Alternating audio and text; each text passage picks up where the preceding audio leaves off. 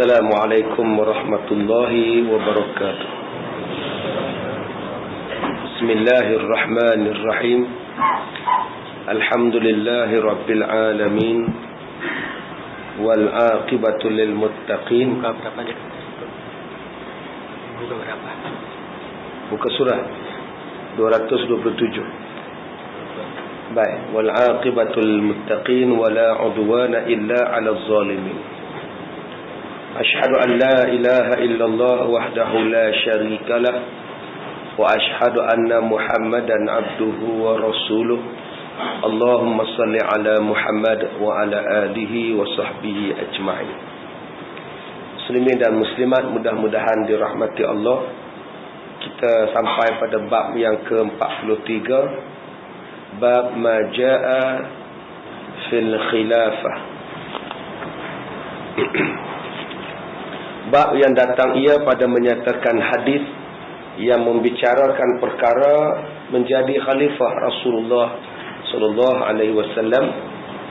Sampai muka surat 227 bagi edisi Rumi, bagi edisi Jawi. Muka surat tak ada yang Jawi, tak ada Jawi. Mau apa? Belum jumpa lagi. Okey. Baik. Kita baca dulu hadisnya. An Abdullah bin Umar qala qila li Umar bin Al-Khattab law istakhlafta qala in astakhlif faqad istakhlafa Abu Bakr wa in lam astakhlif lam yastakhlif Rasulullah sallallahu alaihi wasallam. Hadis sahih. Daripada Abdullah bin Umar katanya, ada orang berkata kepada Umar bin Al-Khattab, jikalau engkau menjadikan khalifah, kata laki-laki ini, wahai Umar, bolehkah kamu wasiatkan atau kamu namakan siapa-siapa yang akan menjadi pengganti kamu selepas kamu tidak ada lagi menjadi khalifah? Maka kata Sayyidina Umar, kalau aku jadikan khalifah, maka sesungguhnya telah menjadikan khalifah oleh Abu Bakar. Dan jika tiada aku jadikan khalifah, tiada menjadikan khalifah oleh Rasulullah sallallahu alaihi wasallam. Hadis sahih. Jadi laki-laki ini datang berjumpa dengan Nabi Muhammad, menyuruh berjumpa dengan Umar Al-Khattab, minta supaya Sayyidina Umar Al-Khattab memberikan nama penggantinya. Berikan nama pengganti dia. Selepas Khalifah Umar, siapa pula yang nak menjadi Khalifah? Maka kata Sayyidina Umar, kalau aku melantik pengganti selepas aku ni mati, aku dah buat macam Abu Bakar. Sebab sebelum Sayyidina Abu Bakar mati, Abu Bakar menamakan Umar sebagai pengganti. Kalau aku tidak menamakan pengganti aku, maka aku ni memperbuat macam Rasulullah buat. Sebab Rasulullah tidak pernah menamakan penggantinya kalau Rasulullah wafat. Abu Bakar sebelum mati, dia menamakan Umar. Sebelum Abu Bakar mati, dinamakan Umar sebagai penggantinya. Tetapi Nabi Muhammad sebelum wafat tidak menamakan siapa-siapa untuk menjadikan khalifah. Jadi adakah di sini perbuatan Sayyidina Abu Bakar itu menjadi bid'ah? Sebab menamakan Umar Al-Khattab menjadi pengganti. Sedangkan Nabi tidak memperbuat, yakni tidak diumumkan kepada orang ramai pengganti Rasulullah untuk menjadi khalifah ialah Abu Bakar. Jadi persoalannya, adakah Sayyidina Abu Bakar itu melakukan bid'ah? Baik, tuan-tuan dirahmati Allah, inilah jawapan yang kita baca pada malam ni, insya-Allah. Mudah-mudahan kita mendapat manfaat daripada hadis-hadis yang akan kita baca pada malam ini. Ketahuilah wahai saudaraku, menjadi khalifah Rasulullah itu ialah menjadi ganti Rasulullah di dalam menjalankan hukum Allah yang didatangkan oleh Nabi sallallahu alaihi wasallam selepas daripada wafat Nabi. Itulah makna khalifah Rasulullah. Apa makna khalifah Rasulullah? Khalifah Rasulullah ni bukan makna menjadi Rasul. Bukan makna menjadi khalifah ni menjadi Nabi. Tidak. Dia menjadi wakil atau menjadi pengganti untuk menjalankan hukum Allah Ta'ala yang telah diperbuat oleh Nabi SAW. Menurut sebagaimana yang dijalankan oleh Rasulullah. Itulah makna khalifatul Rasul. Bukan dia jadi Nabi. Dia cuma menjadi pengganti untuk menjalankan kerja-kerja penghukuman, pelaksanaan pemerintahan mengikut hukum Rasulullah. Maka menjadi khalifah itu boleh dijadikan oleh khalifah Rasulullah itu yang mau kembali ke rahmatullah, dan boleh dengan beberapa jalan yang lain daripada itu. Maka kata pengarang kitab ini, menjadi khalifah itu boleh dijadikan oleh khalifah Rasulullah yang mau kembali ke rahmatullah. Dia kata boleh orang yang menjadi khalifah memberikan nama sebelum dia wafat untuk siapa-siapa menggantinya, ataupun boleh juga dengan beberapa jalan yang lain yang akan kita sebut dalam pelajaran kita pada hari ini.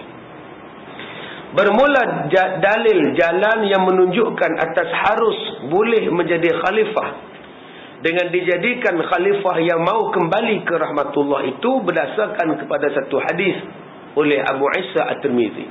Bolehkah seseorang pemimpin sebelum dia mati, dia menamakan siap-siap siapa penggantinya? Dia sakit, maka dia rasa dia tak lama dah. Dia kata, kalau aku mati, kamu lantik orang ni jadi khalifah. Bolehkah seseorang memperbuat yang demikian?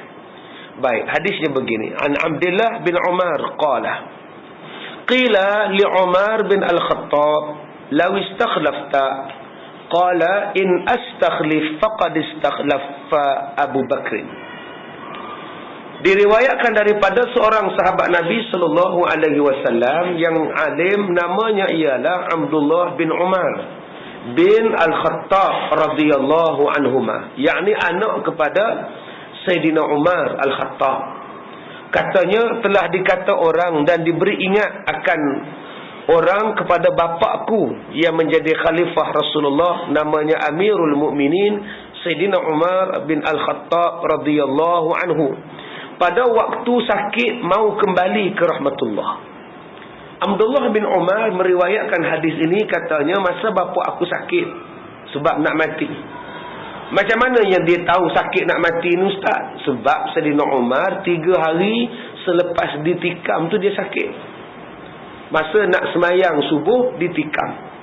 Bukan terus mati, dia balik rumah dia ubat, 3 hari tu dah sakit dah. Tak boleh dah nak bangun, nak berjalan tak boleh. Jadi dia dah tahu dah dia nak mati.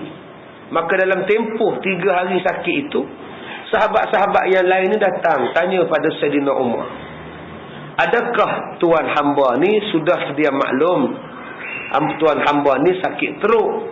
Entahkan tuan hamba ni kembali ke rahmatullah, tinggallah kami macam ayam tidak ada ibu, atau tinggal seperti kambing tiada ada gembala. Maka kacaulah orang yang tinggal tak kala tidak ada kepala dan tidak ada pemimpin dan tidak ada pemelihara, dan boleh jadi berbahaya pada akhirnya.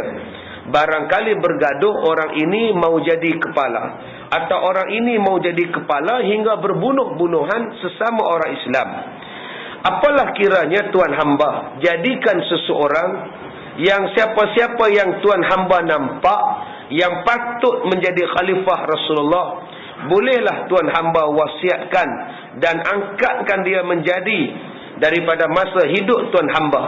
Kerana kalau tuan hamba meletakkan sesiapa menjadi khalifah, tiada siapa boleh menarik diri daripada menurut dan mendengar apa perintah khalifah yang tuan hamba letakkan itu. Jadi orang yang datang ziarah ni tanya kepada Sayyidina Umar yang sedang sakit akibat ditikam. Kata mereka, tuan lantiklah seorang orang yang boleh dijadikan khalifah. Maklum sajalah tuan ni pun kami nampak tak apa nak sihat lah. Kalau tak dilantik siap-siap, kami takut nanti akan bergaduh kerana berebut kuasa, akan bergaduh kerana nak jadi kepala, dan bila dah tak ada kepala, negara kita berbahaya. Kalau tuan dah lantik siap-siap, tak ada siapalah yang berani bantah, sebab ini pelantikan daripada Umar Al-Khattab. Bila dikata begitu kepada Sayyidina Umar, lalu Sayyidina Umar menjawab, adalah perkara menjadikan khalifah sebelum mati itu, sebelum mati aku, adalah harus pada syarak. Jika aku jadikan khalifah itu siapa-siapa yang aku nampak patut menjadi khalifah, kerana sesungguhnya orang yang lebih baik daripada aku ada memperbuat demikian, yaitu Sayyidina Abu Bakar As-Siddiq radhiyallahu an, khalifah pada Rasulullah, yaitu ketika Sayyidina Abu Bakar sakit mau mati, telah diangkatnya aku menjadi khalifah Rasulullah, menggantinya selepas daripada matinya. Maka jikalau aku membuat sepertinya, tiadalah aku mengerjakan bid'ah. Jawab Sayyidina Umar, aku boleh lantik siapa-siapa di kalangan kamu yang aku nampak layak untuk menjadi khalifah. Sebab sebelum Abu Bakar wafat, Abu Bakar menamakan aku sebagai khalifah. Maknanya kalau aku buat, tidaklah aku dipanggil sebagai bid'ah, sebab diperbuat oleh sahabat Nabi SAW. Jadi tuan-tuan, apa yang diperbuat oleh sahabat-sahabat khalifah Rasulullah, maka perbuatan itu walaupun Nabi tidak buat, tidaklah dipanggil sebagai bid'ah. Jadi janganlah kita kata semayang tarawih 20 rakaat itu bid'ah. Janganlah kita kata kunut selepas subuh itu bid'ah, sebab ianya diperbuat oleh Sayyidina Umar Al-Khattab radhiyallahu anhu. Di sini dalilnya. Kata Sayyidina Umar, kalau aku lantik pengganti aku pun, aku tidak dikira sebagai bid'ah. Sebab Abu Bakar yang buat. Aku ni menjadi khalifah sebab Abu Bakar yang lantik aku sebelum Abu Bakar mati. Jadi tidaklah pernah dipanggil sebagai bid'ah. Baik, kalau aku tidak mau lantik, aku mati saja-saja, aku tak mau lantik pengganti aku sementara aku hidup, adakah salah perbuatan aku? Wa illam astakhlif lam yastakhlif Rasulullah sallallahu alaihi wasallam. Dan jika sekiranya tiada aku membuat seperti Sayyidina Abu Bakar, yakni tiada aku jadikan siapa-siapa menjadi khalifah menggantikan aku, tiadalah juga aku berbuat bid'ah. Dan harus juga yang demikian, kerana Nabi sallallahu alaihi wasallam tidak melantik secara terang-terangan siapa-siapa menjadi khalifahnya selepas daripada wafat Nabi sallallahu alaihi wasallam.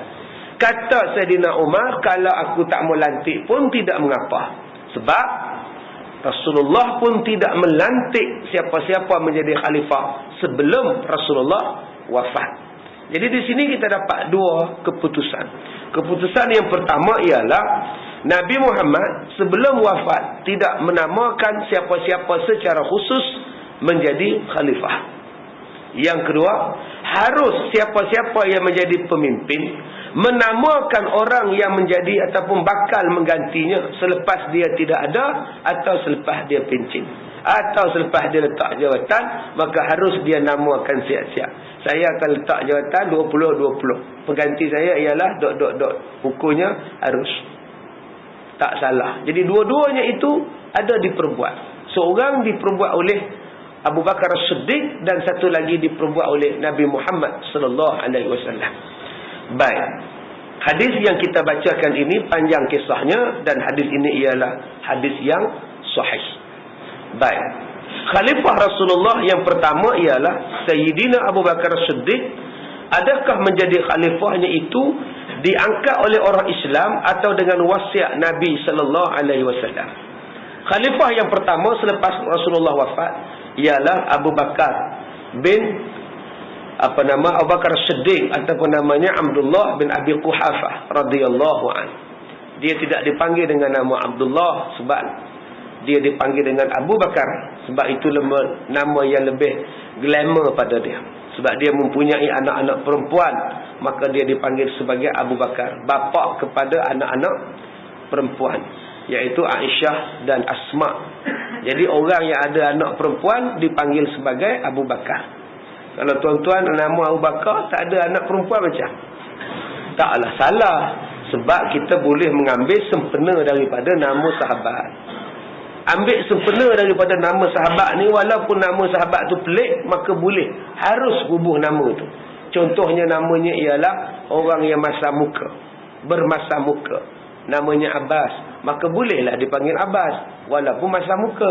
Sebab ada sahabat Nabi namanya Abbas, diambil sempena dengan nama daripada sahabat-sahabat Nabi. Hukumnya harus, malah sunat diambil nama, ambil barakah daripada mereka. Baik, katanya adalah menjadi khalifah Sayyidina Abu Bakar itu ialah dengan membai'ah. Membai'ah ni maknanya membuat persetujuan damai, persetiaan, janji setia, mengangkat sumpah sama-sama, bersetujuan daripada sahabat-sahabat Nabi SAW yang mempunyai kekuasaan dan yang tidak mempunyai kekuasaan. Seluruh sahabat-sahabat Nabi bersetuju, sama ada yang mempunyai jawatan sebagai exco, ahli mesyuarat kerajaan negeri Madinah, ataupun adun biasa saja. Semuanya bersetuju untuk dilantik menjadi Abu Bakar sebagai khalifah. Sungguh juga tidak ada jadi khalifahnya dengan wasiat Nabi terang-terang, tetapi ada wasiatnya, ada isyaratnya yang Nabi buat. Memang sebelum Nabi wafat, Nabi tak sebut Abu Bakar pengganti aku. Nabi tak sebut, tetapi isyaratnya itu ada. Isyarat yang Abu Bakar ni layak. Masa bila isyarat daripada Nabi ni? Iaitu, kata ulama, perbuatan Nabi menyuruh Sayyidina Abu Bakar menggantikan tempat Rasulullah sebagai imam sembahyang 5 waktu di masjid. Itulah menunjukkan Sayyidina Abu Bakar lebih dahulu dikemukakan menjadi gantinya selepas daripada wafat Nabi SAW. Memang Nabi Muhammad tidak menamakan Abu Bakar sebagai khalifah, tapi kita boleh tengok isyarat. Isyaratnya masa Nabi gering, masa Nabi sakit, Nabi suruh Abu Bakar menjadi imam sembahyang 5 waktu. Mana lebih besar, tuan-tuan? Sembahyang ke dunia? Sembahyang ke dunia yang besar? Dunia ke sembahyang? Sembahyang lah besar. Dunia ada apa? Sekali mati dunia ni. Esok lusa matilah kita. Tapi yang kekal sembahyang, ibadat kita. Sebab tu sembahyang lagi besar daripada dunia. Orang hari ni faham dunia lagi besar daripada sembahyang. Tak payah sembahyang, tak apa. Sibuk ni kata dia. Orang nak kenduri kenara, dia sibuk nak sembahyang. Sembahyang. Tuhan fahamlah aku ni sibuk. Akhirnya tak sembahyang. Ya, tu yang saya kata tu, dia ingat Tuhan tu pak saudara dia agama. Tuhan faham. Semayang tu besar, kenduri kenara ni tak besar. Semayang tu lagi besar. Jadi dia kata di sini, manakala agama diserahkan dan digantikan kepada Abu Bakar, maka dunia tu lebih lagi aula kepadanya. Kalau semayang pun Nabi serahkan pada Abu Bakar untuk jadi imam, setakat dunia ni takkan Abu Bakar tak boleh jadi ketua.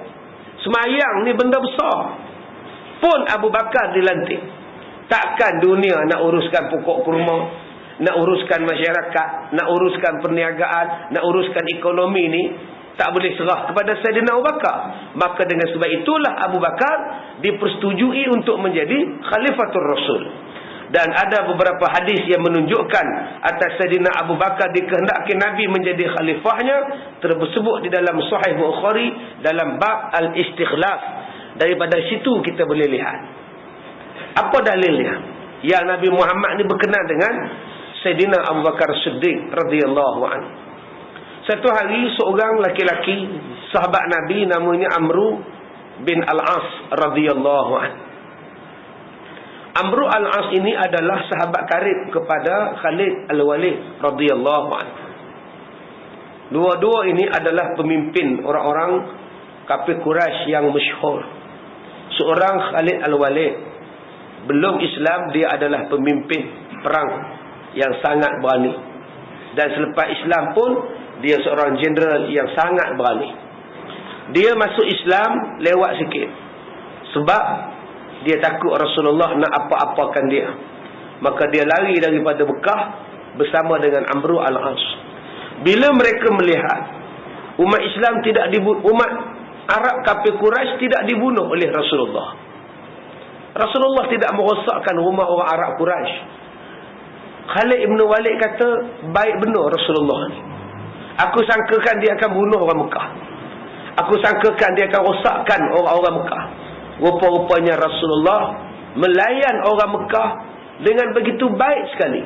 selepas Rasulullah datang semula ke Mekah, mengislamkan orang-orang Arab Quraisy. Sangka Khalid dan sangka Amru al-As bahawa Nabi Muhammad ini akan balas dendam. Rupa-rupanya Nabi Muhammad tidak membalas dendam. Nabi Muhammad menaiki unta Rasulullah yang bernama Qashwa, ditunduknya kepala Rasulullah, langsung tidak diangkatnya muka Rasulullah, tak diangkatnya kepala, tunduk dengan tawaduk masuk dalam Mekah.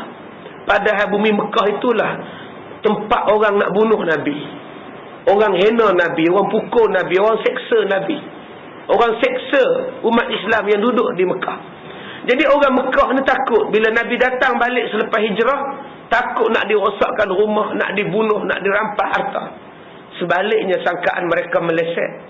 Nabi Muhammad dengan begitu baik sekali layan mereka, tak tumpah walau setitik darah pun, tidak menyakitkan hati mereka.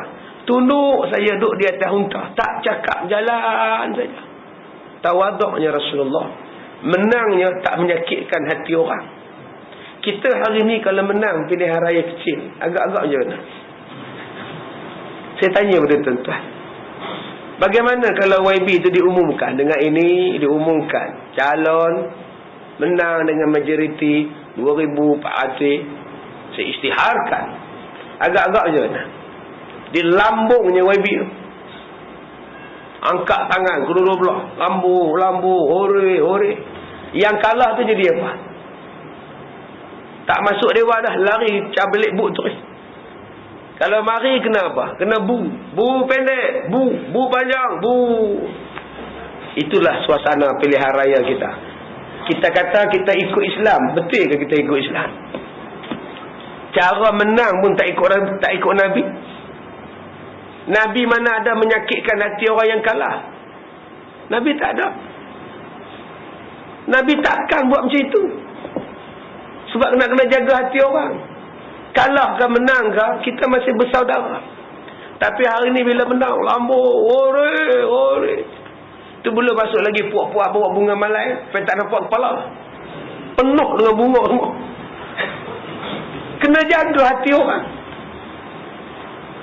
Kalau saya, tuan-tuan, saya tengok keadaan tu jauh sangat kita daripada suasana kemenangan Rasulullah.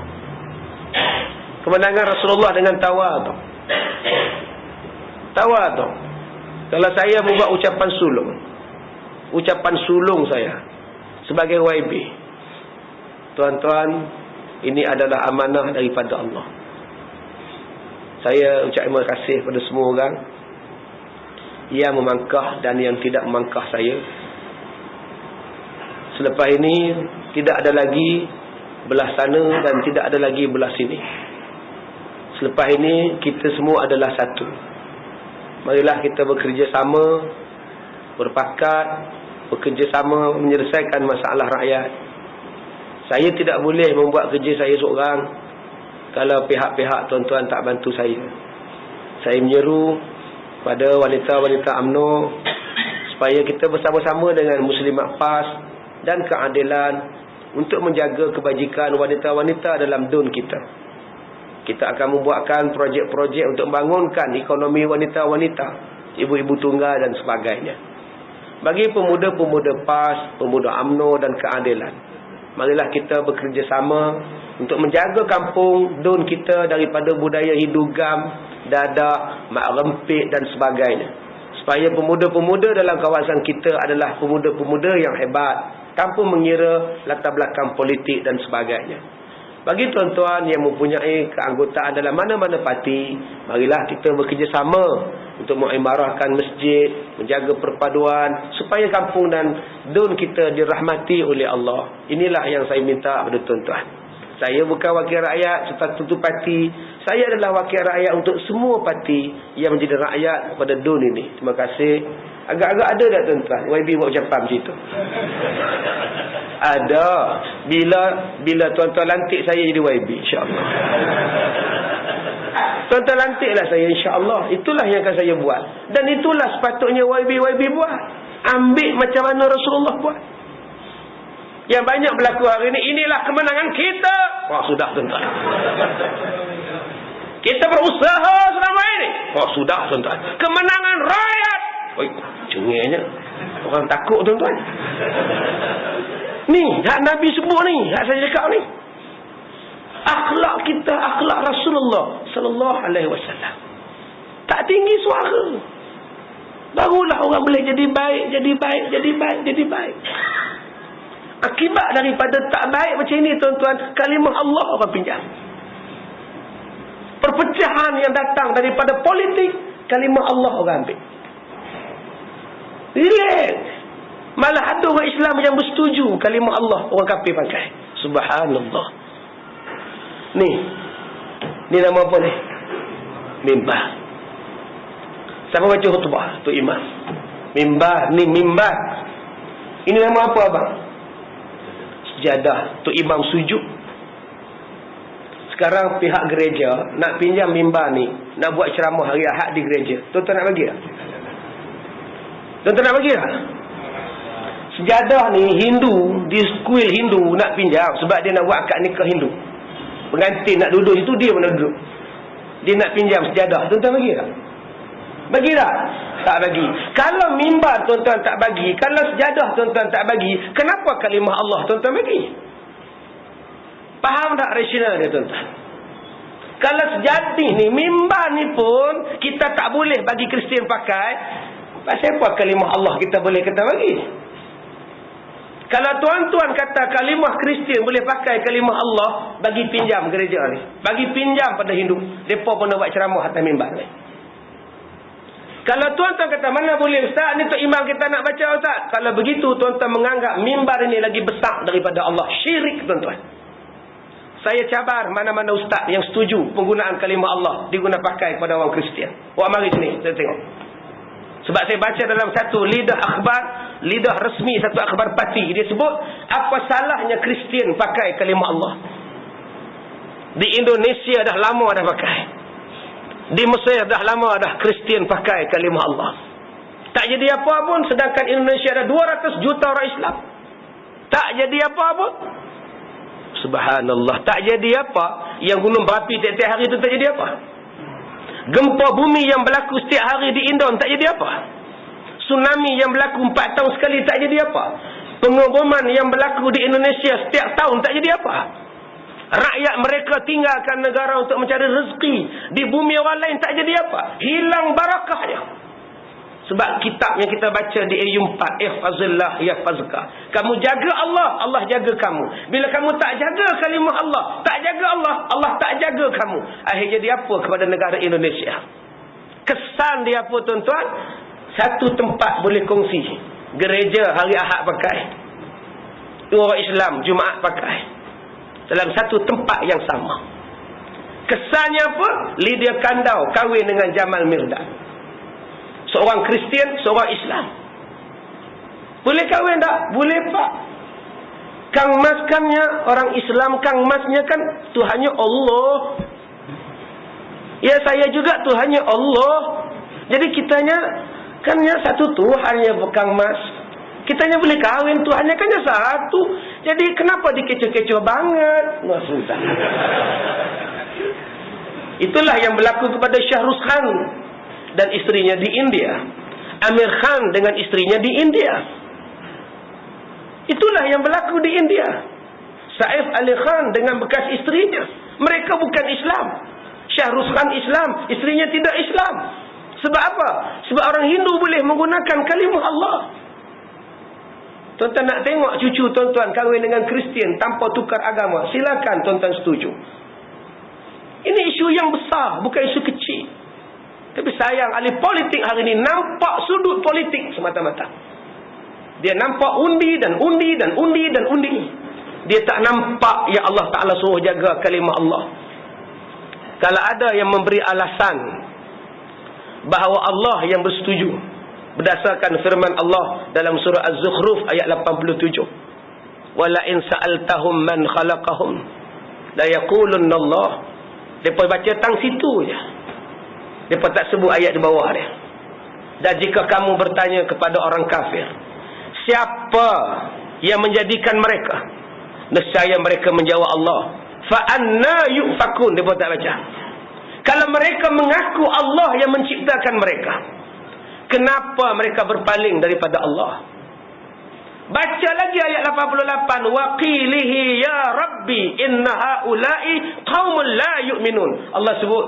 Maka Nabi pun berkata, katakan kepada mereka, wahai Tuhanku, kaum ini, mereka ini adalah kaum yang tidak mau beriman pada Allah.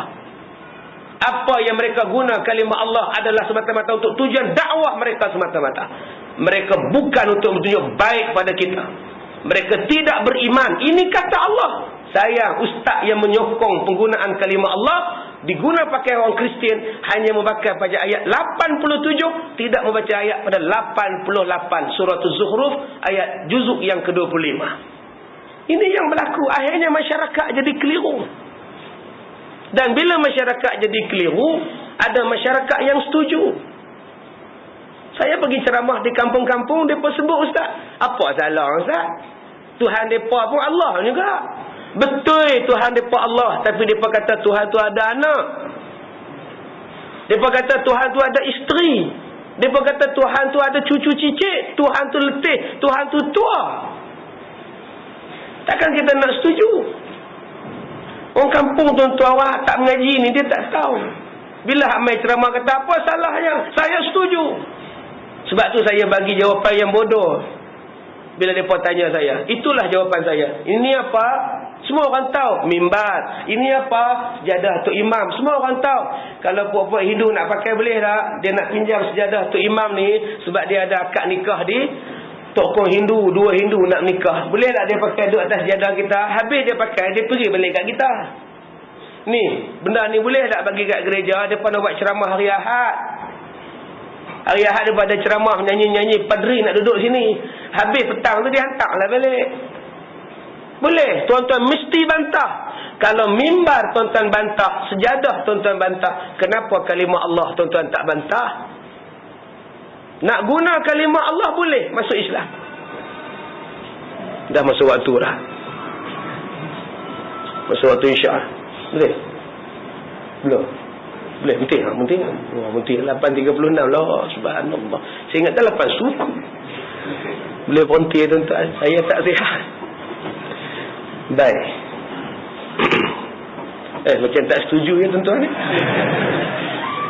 Tak setuju kan? Tak setuju sudah. Saya gunakan logik akal. Senang cakap. Saya gunakan dalil Quran satu, saya gunakan akal satu. Tuan-tuan setuju, setuju. Tak setuju, sudah.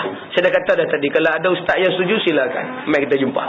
Kalau ustaz yang tak setuju dengan apa yang saya cakap, wajib menjaga kalimah Allah. Jangan dipermain-mainkan oleh orang yang bukannya nak beriman pada Allah, sebaliknya ada udang di sebalik batu. Tujuan dia itu. Kita yang terikut-ikut dengan mereka kerana apa? Kita yang ikut mereka sebab nak cari undi dengan mereka. Nak cari undi daripada ahli-ahli parlimen Kristian, daripada Sabah dan Sarawak. Itu saja. Itu tujuan paling utamanya. Kami sokong sebab mereka mengharapkan supaya orang-orang Kristian jadi ahli parlimen, supaya masuk parti mereka dan membuat satu keputusan yang lain sebelum pilihan raya. Ini semua politik tuan-tuan. Semua politik belaka, menjadikan umat Islam keliru. Bila kita sokong kalimah Allah dipakai kepada orang Islam, kepada orang bukan Islam, kita sokong, orang Islam akan marah. Bila kita tak sokong, orang Kristian akan marah. Jadi keliru. Sebab salah belaka. Tapi ada manusia yang sanggup bagi orang Islam marah, bagi Allah marah. Janji puak-puak yang jadi ahli parlimen ni boleh berpaling tada. Ini semua pahaman politik belaka tuan-tuan. Ingat pada Allah. Allah boleh turun macam mana berlaku di Haiti, boleh berlaku pada kita. Berlaku di India, boleh berlaku pada kita. Apa yang berlaku di negara kita, jiran kita, boleh berlaku pada kita. Akibat kita tidak menjaga kalimah Allah. Jangan sebut ini provokasi. Ini kita bila berlaku sesuatu benda, provokasi. Ini bukan provokasi. Kalau dah masuk dalam mahkamah, benda ini benda besar. Bukan setakat Kristian saja yang akan minta penggunaan kalimah Allah. Sebaliknya Hindu, Buddha, Siam akan minta, Sing akan minta. Dan apa kesannya tuan-tuan? Ini soalan yang besar, bukan soalan kecil. Kita hari ni bila sebut macam ni provokasi pihak-pihak tertentu. Ini bukan masalah provokasi. Ini adalah masalah walan tarda ankal yahudu walan nasara hatta tattabi'a millatahum, dan ada orang Islam yang terlibat sama dalam benda-benda ini. Di kita umat Islam sampai dah satu masa dia untuk bersatu, menunjukkan kesatuan umat Islam untuk jaga kalimah Allah. Semalam satu orang besar polis tanya pada saya. Dia kata, "Ustaz, apa sebenarnya ni Ustaz?" Saya jawab senang je. Ini adalah ujian daripada Allah. Nak tengok umat Islam bersatu ataupun tidak. Kalau dalam bab kalimah Allah pun tak bersatu, halailah Tuhan turun bala pada kita. Pakat rasalah tuan-tuan seorang sikit. Rasalah apa yang Allah Ta'ala nak bagi pada kita akibat tak mempertahankan kalimah Allah daripada diinjak, daripada dikotorkan dengan najis-najis orang yang berpahaman-pahaman sesat ini. Baik, kemudian menjadi khalifah Rasulullah itu ada berapa jalan. Kata Imam Nawawi rahimahullahu ta'ala dalam kitab Syarah Muslim, bahawasanya muslimin telah ijma' mereka itu atas bahawasanya khalifah itu apabila hadir akan dia oleh pendahuluan mati. Mana-mana orang yang menjadi khalifah dan merasai pendahuluan mati. Apa dia pendahuluan mati? Sakit, itu pendahuluan mati. Kena tikam, itu pendahuluan mati lah. Tua, itu pendahuluan mati. Uzur, tak larat. Tak larat, itu pendahuluan mati lah. Macam saya hari ni tak sihat, tak larat. Ni kan pendahuluan mati ke mak? Ya, semalam driver saya pergi beli lauk sotong dengan daging. Saya pun makan tengah hari. Balik orang rumah saya petang 6.30 dia pula makan. Dia kata, "Makan ke lauk daging ni?" "Makan tak." "Ini kambing," kata dia. Bila sebut patutlah dada saya sakit. Ya, saya ni pernah kena santau 3 kali tuan-tuan. Pantang paling besar ialah makan kambing. Bila makan je macam kena tarah dengan pisau. Pedih dada. Ya, tak sihat. Itu nama dia pendahuluan mati. Jadi saya minta maaf sihat lah kalau saya mati lepas ni. Pendahuluan mati. Dan sebelum matinya harus baginya menjadi khalifah. Rasa-rasa tak lama ni kena santar balik lah. Ceramah pun makin garang. Santar lah tuan-tuan. Saya cakap setuju-setuju, tak setuju sudah. Dia nak santar pun santar lah. Lantar je lah. Dan menjadi khalifah gantinya kemudian daripada matinya. Jadi sebelum matinya harus bagi dia melantik seseorang menjadi khalifah. Kalau dia dah sakit, dah tak larat dah, maka dia boleh bubuh siap-siap. Kalau aku mati, kamu lantik dia menjadi aku. Dan harus juga baginya tidak menjadikan khalifah ganti. Boleh juga kalau dia tidak melantik orang lain sebagai gantinya. Sebab Nabi Muhammad sendiri tidak menjadikan penggantinya. Maka sesungguhnya menurut akan Nabi SAW, dan jika menjadikan khalifah pengganti, maka dia mengikut perbuatan Sayyidina Abu Bakar As-Siddiq radhiyallahu an. Kedua-duanya adalah betul. Kedua-duanya adalah betul. Lantik pemimpin ganti pun boleh, tak melantik pemimpin untuk mengganti pun boleh juga. Dan telah ijma' muslimin atas tersimpul menjadi khalifah dengan dijadikan khalifah oleh khalifah yang mati. Maka ulama-ulama, ijma' ulama mengatakan bahawa boleh seseorang yang menjadi khalifah sebelum dia mati dilantik penggantinya. Dan orang yang menerima tawaran ataupun menerima amanah tersebut hendaklah melaksanakan amanah yang telah diberi. Dan telah ijma' mereka itu juga atas tersimpul menjadi khalifah dengan akad orang-orang besar dan orang-orang yang berkekuasaan bagi satu orang mana-mana apabila tiada dijadikan khalifah oleh khalifah yang kembali ke rahmatullah.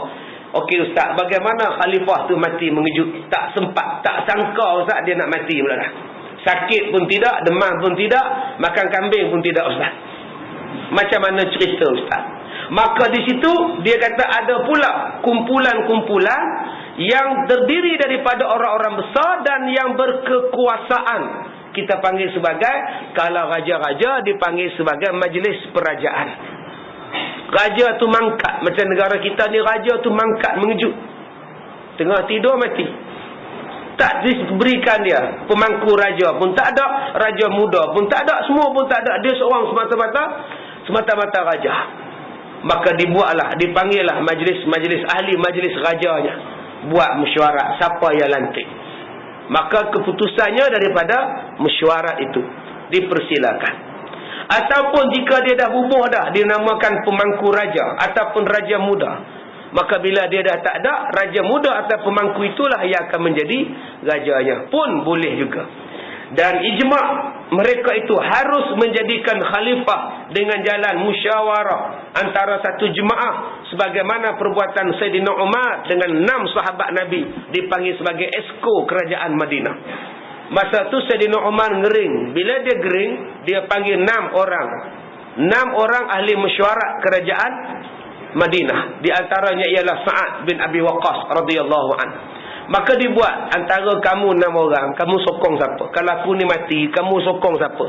Maka mereka mengatakan Uthman lah yang layak.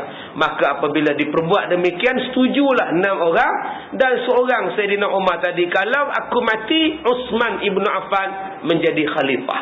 Pun diperbolehkan juga di dalam syarak. Kata Qastalani, bermula menjadi khalifah itu dengan dijadikan oleh imam akan siapa yang ditentukan di dalam masa hayatnya, dan disyaratkan qabul di dalam hayatnya supaya menjadi khalifah kemudian daripada matinya. Yang pertama kata dia, orang yang menjadi khalifah boleh menamakan penggantinya sebelum dia mati. Dan apabila dia mati, pelaksanaan perlantikan tadi hendaklah diperbuat.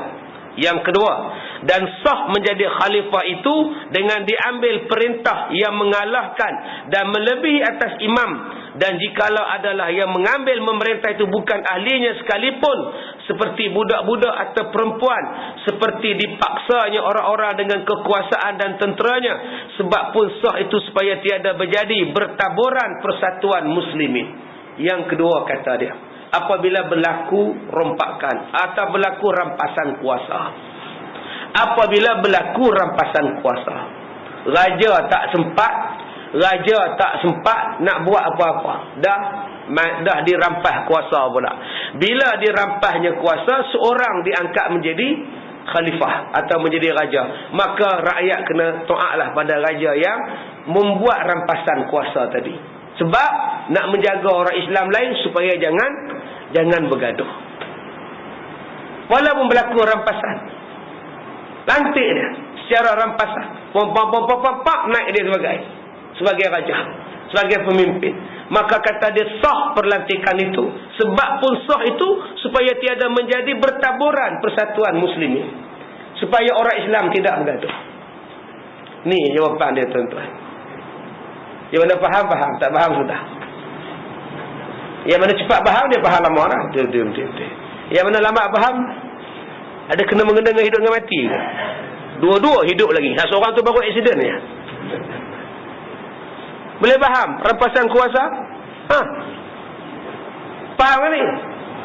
Sah hukum dia.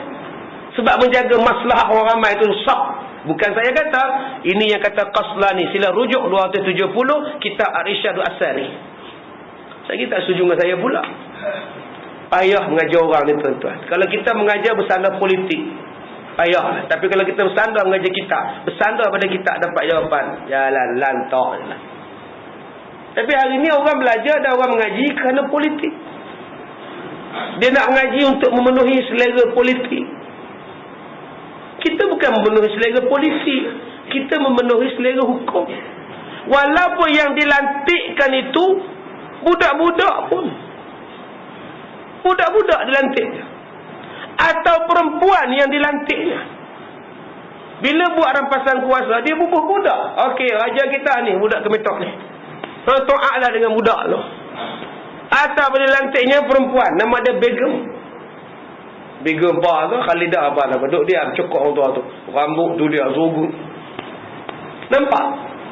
Taatlah pada dia, sebab menjaga maslahah orang ramai ni supaya jangan lagi bergaduh, duduk dia. Boleh faham ya? Ni sebab berlaku rampasan kuasa tahun lepas. Jadi kita tu tak puas hati sampai sekarang ni. Kalau balik pada kitab, lama dah buat hati. Sudahlah, buat kerja masing-masing. Aku pun pegang ni parlimen, DUN pun aku pegang, sampai aku jaga dua-dua ni. Duduk sibuk, duduk bubar. DUN tertinggal, parlimen pun terlepas. Tinggalkan kawasan, tak jaga hamba rakyat. Dah lah, bagilah mereka perintah, biarlah aku buat kerja aku, nanti pilihan raya akan datang, lawan lain. Senang tak? Senang salah tuan-tuan. Bayaran buat kerja pun dapat, bayaran projek pun dapat. Bila duk lawan projek, kantoi bayaran tak dapat, payment tak dapat, yang susah hamba rakyat. Balik kepada Islam. Bila balik kepada Islam, sah dan selesai. Tak payah nak bawa dah. Ni mahkamah ni, pergi bawa mahkamah sana. Hak kita ni jadi apa? Kalaulah semua orang kembali kepada Islam, macam yang kita sebut dalam ceramah-ceramah selalu kita sebut, fa in tanaza'tum fi syai' farudduhu ila Allah war Rasul. Kalau kamu ada masalah, rujuk pada Allah, rujuk pada Rasul. Inilah jawapan dia. Jangan sekadar bercakap, perbuatan tak buat. Cakap rujuklah Quran, rujuklah Rasul. Tapi bila berlaku pada diri kita, kita tak rujuk pada Allah dan Rasul. Akhirnya suasana tegang akan berlaku. Tegang. Nak buat kerja tak boleh, kenaikan pangkat tak boleh, pembayaran tak boleh, projek tak boleh, apa pun tak boleh, dan akhirnya bergaduh sesama orang Islam. Kalaulah kita berujuk kepada kitab, rujuk kepada agama, dapatlah jawapan. Lantaklah puan, ambil lah aku nak buat kerja aku.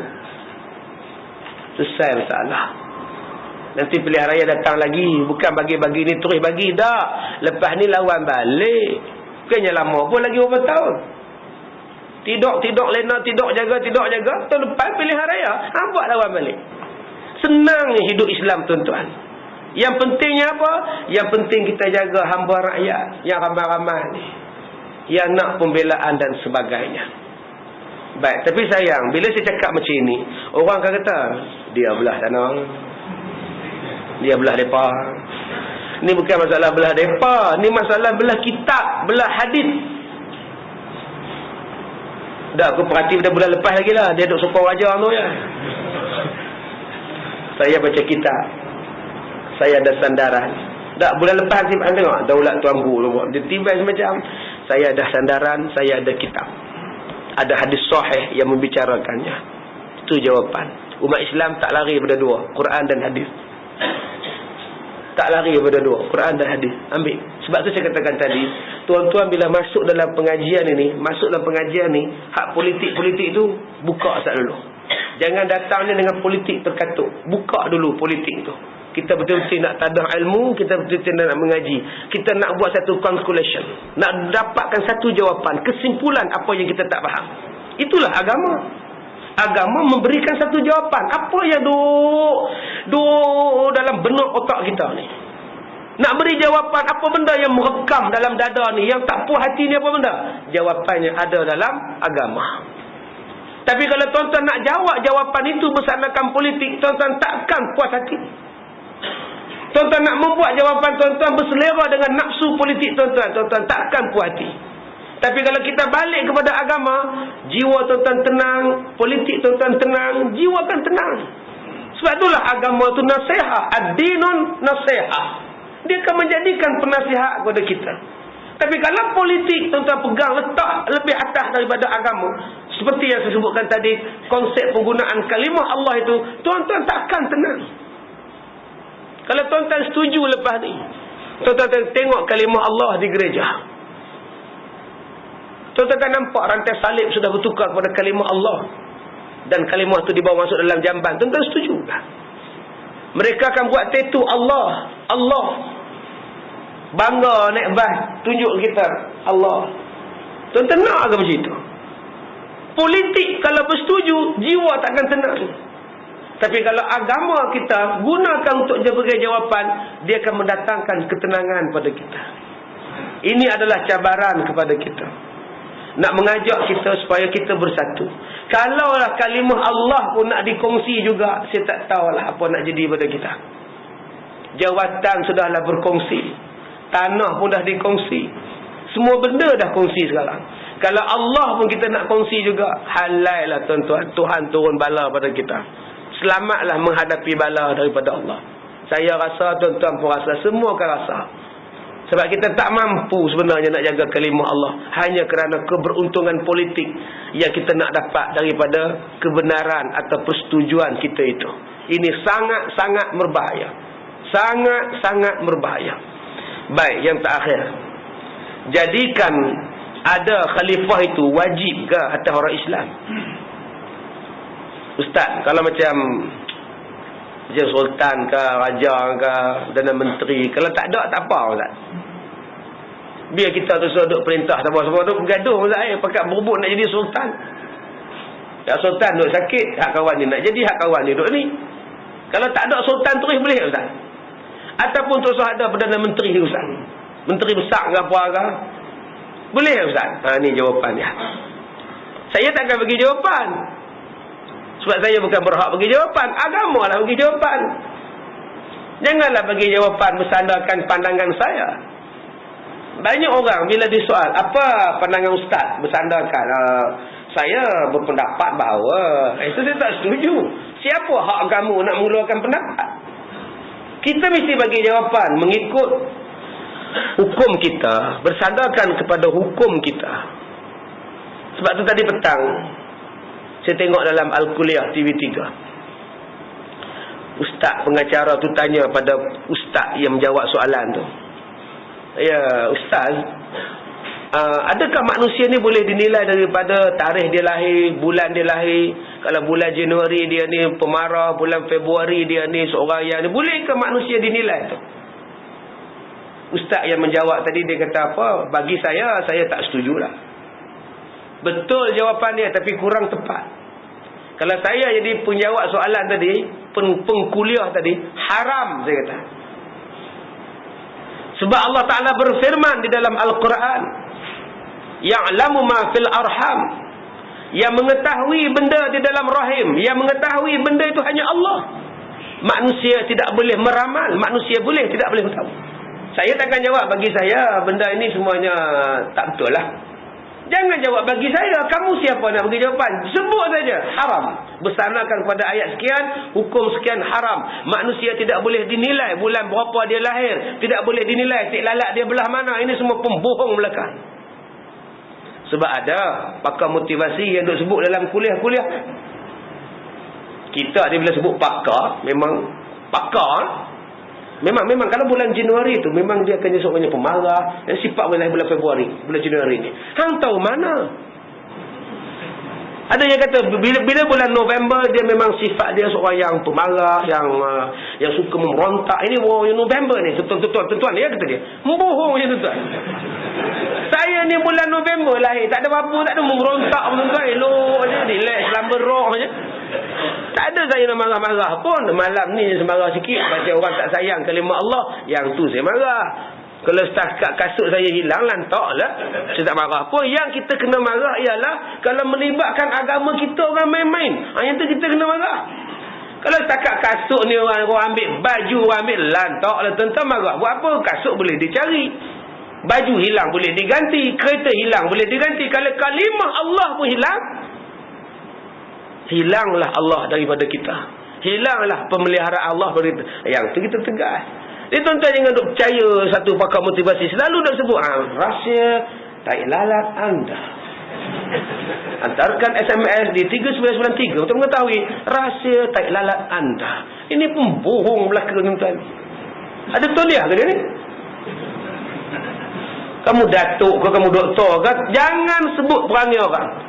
Jangan ada sebut hidung mancung macam ini, mata macam ini, telinga macam ini. Mana ada manusia ada sifat?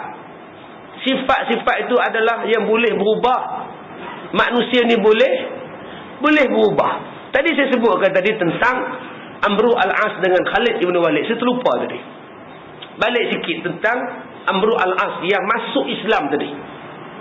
Bila dia tengok Nabi Muhammad balik ke Mekah, tidak dibunuhnya orang-orang di Mekah, Khalid dengan Amru kata, lain kita sangka lain Muhammad buat, tak ada pun dia bunuh orang kita. Kalau begitu baik kita masuk Islam. Maka mereka berdua ni masuk Islam. Khalid masuk Islam, Amru masuk Islam. Bila masuk tuan-tuan, Nabi lantik Khalid jadi jeneral. Lantik Khalid ibn Walid jadi jeneral perang. Satu lagi Amru yang baru masuk Islam. Nabi Muhammad jumpa dia peluk. Sihat Amru, sihat Amru. Asal jumpa peluk, asal peluk jumpa. Pegang tangan Amru. Dia baru masuk Islam. Dipegangnya tangan Amru berjalan, kadang-kadang dipanggilnya Amru mai makan. Amru ni rasa apa? Nabi Muhammad ni tak buat kat orang lain macam ni, buat kat aku, mesti dia sayang kat aku. Nabi punya baik tuan-tuan, layan orang. Layan Amru, mari Amru belakang ni, mari makan. Sampai Amru ni rasa seronok sangat-sangat. Maka dia pun datang jumpa Rasulullah. Seorang-seorang menjumpa Rasulullah. Nak tanya sikit Rasulullah. Dalam banyak-banyak orang ni, Rasulullah sayang siapa? Kata Rasulullah, dalam banyak-banyak sahabat aku yang aku paling sayang ialah Abu Bakar As-Siddiq. Selepas itu Umar. Selepas itu murah-murah. Selepas itu iklan Petronas tu. Bila dah 10 orang tak ada nama dia pun. Tak ada pun nama dia. Dia perasan dia wujud dalam 10 orang yang Nabi sayang. Bila Nabi sebut, siapa yang paling kamu sayang ya Rasulullah? Abu Bakar. Lepas itu Umar. Lepas itu tak ada nama dia. Lala Amr kata, aku tak nak usut nama aku tak ada. Tuan-tuan faham apa daripada kisah ni? Kisah ni tuan-tuan, walaupun orang tu kita tak sayang, kita tak letakkan dalam 10 orang yang paling sayang, tapi layanan dia, layanan Rasulullah, cara layanan Rasulullah macam orang itu adalah orang yang paling dekat dengan Nabi SAW. Bayangkan tuan-tuan, kita sekarang kalau tak berkenal dengan seorang, kalau dia tu tak termasuk dalam buk kita, tak masuk buk ustaz, tuan-tuan layan dia macam mana? Rasulullah dia sayang semua sahabat, tapi yang paling dia sayang Abu Bakar. Sebab tu saya katakan tadi, perlantikan Sayyidina Abu Bakar itu ada isyaratnya. Hadis itulah. Siapa yang kamu paling sayang Rasulullah? Abu Bakar. Walaupun tak disebutnya Abu Bakar sebagai khalifah, tapi sahabat-sahabat dah boleh faham. Kalau mati Rasulullah, Abu Bakar lah ganti dia. Yang kedua saya nak sebutkan kisah Amru tadi. Sebab apa? Sebab kita ni tuan-tuan, tunjuklah kemesraan, kasih sayang pada orang. Macam Rasulullah kasih, pegang tangan orang, panggil mai dekat. Yang Amru ni perasan aku ni paling Nabi sayang kot. Dah, walaupun Nabi tak letakkan dia pada 10 sahabat yang paling Nabi sayang, tapi Nabi layan macam orang yang Nabi sayang. Nombor 1 punya sayang. Kita hari ni tuan-tuan, sayang kita macam mana? Tambah kalau kita buat kenduri ke, doa selamat ke, hari jadi ke, masuk rumah baru ke, yang kita raih siapa? Yang kita raih orang yang besar-besar, yang kita sayang, yang kita hormat, yang kita harapkan perniagaan wang daripada dia. Orang kampung biasa, Paman, duduk. Abu Adiri, Paman, saya nak nyembang dengan kawan, Paman. Itu bukan akhlak yang baik. Ini tokoh korporat, itu Pak Man, datang naik motor Honda 70 je. Tuan, tu bentar ya, saya jumpa Pak Man sekejap. Peluk Pak Man. Pak Man mau sampai ke? Mau sampai. Pak Man, ambillah lauk sendiri Pak Man. Buatlah macam rumah sendiri. Makanlah Pak Man. Sila jangan malu-malu Pak Man dia. Apa-apa saya ada sana. Barulah Pak Man dia rasa seronok. Ini tidak. Bangun daripada kursi pun tidak. Salah. Pak Man, ambil. Ada hat sikit. Ya. Ini tak betul. Serupalah dengan handphone. Kita sedang bercakap dengan dia. Berdepan. Kenapa dia perlu bercakap dengan orang lain guna handphone? Kenapa perlu SMS dengan orang lain? Apa guna kita? Sepatutnya bila kita dah berhadapan dengan orang, handphone letak di sebelah, SMS tutup, nyembah dengan dia, berikan layanan pada dia. Kalau kita layan orang macam tu tuan-tuan, orang ni akan ingat kepada kita sampai bila-bila. Inilah yang tuan-tuan kena belajar di dalam surah Al-Hujurat juzuk yang ke-26. Bagaimana sistem komunikasi, bagaimana sistem bersosial yang diajar oleh Islam. Tapi masalah ni, kita hanya baca surah Al-Hujurat, tapi kita tak nak ambil apa sebab Allah Ta'ala turunkan benda itu. Cuba tuan-tuan tengok ni, yang baca khutbah. Teks khutbah sama. 2 orang baca khutbah. 1 tidur, 1 jemaah tidur. Ada yang tengok awal Arab pun ada. Bila dia baca khutbah, makmum nak baca tu, innama ya'muru. Dia bukan tengok tu imam. Ada yang duk tengok kapet, ada yang duk main SMS. Kenapa? Cara tu imam baca khutbah. Kenapa tu imam lagi satu bila berkhutbah semua orang terpegun, ngangai. Sedar-sedar barakallah. Sudah habis gitu dia. Itu cara bercakap, cara komunikasi. Tuan-tuan balik ke rumah, anak-anak buat ada. Semua tengok TV relax. Seorang pun tak bangun. Isteri pun tak bangun, duduk diam. Suami balik tak bangun. Maknanya tuan-tuan ni salah komunikasi. Cuba tengok bapa orang lain. Bila balik anak-anak terbit. Anak terbit, cucu keluar, isteri buat abang. Semuanya berkaitan dengan cara berkomunikasi. InsyaAllah kita sambung kuliah akan datang. Masa dah tamat.